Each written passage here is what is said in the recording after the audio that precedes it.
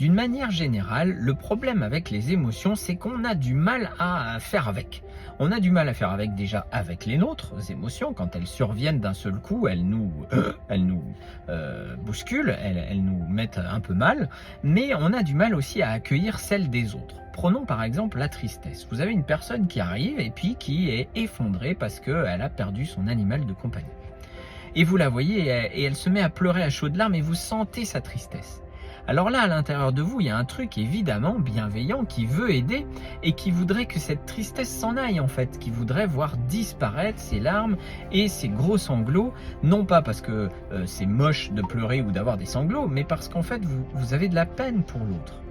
Alors ce qu'on fait dans ces cas-là, et on fait un peu tout ça spontanément, hein, alors ne me dites pas que vous ne l'avez jamais fait, je ne vous croirai pas, mais on va dire un truc comme « Ah, mais c'est pas grave, ça va aller, mais c'est pas grave, non mais pleure pas, tu verras, tu vas retrouver un autre animal ».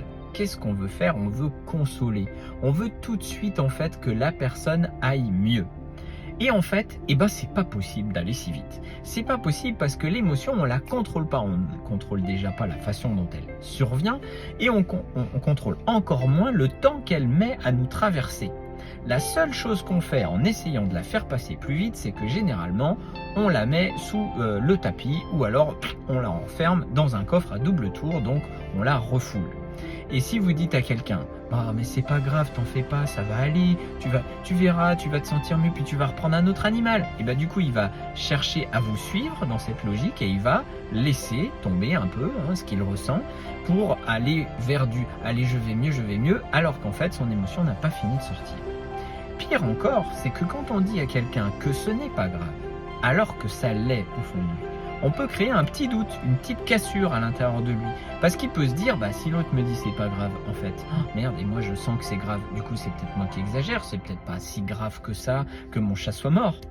Et en fait, ça, je vous déconseille de le faire. Quand vous écoutez quelqu'un, je vous déconseille de lui dire c'est pas grave, ça va aller, d'aller tout de suite vers quelque chose, de le consoler. Mais laissez-le pleurer, relevez sa tristesse et faites-lui sentir qu'il a raison d'être triste et qu'il a raison de pleurer parce qu'on comprend qu'il soit triste et qu'il pleure. De ce fait-là, d'abord, vous facilitez l'expression de l'émotion, elle va sortir, du coup la personne va franchement pleurer et après, en fait, ça ira bien mieux que si on lui a dit c'est pas grave. Et en plus, le deuxième effet qui se coule, c'est qu'on va renforcer l'accord qu'il y a à l'intérieur d'elle, entre ce qu'elle ressent, ce qu'elle en pense, comment elle se le représente, et ce qu'elle vous en dit. Là, c'est une écoute qui est bénéfique et qui n'abîme pas la confiance en soi.